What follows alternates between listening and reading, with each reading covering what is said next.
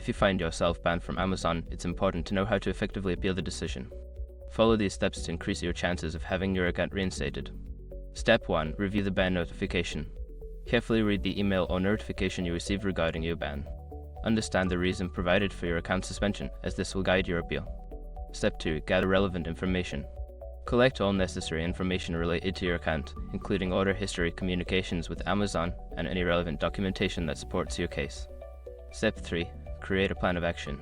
Draft a clear and concise plan of action addressing the issues that led to your ban. Explain how you will rectify the problems and prevent them from happening in the future.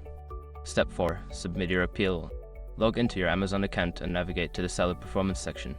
Follow the instructions to submit your appeal, attaching your plan of action and any supporting documents. Step 5. Be patient and follow up. After submitting your appeal, wait for a response from Amazon. If you do not hear back within a reasonable time frame, consider following up politely to inquire about the status of your appeal. By following these steps, you can effectively appeal your ban and work towards reinstating your Amazon account. That's luck.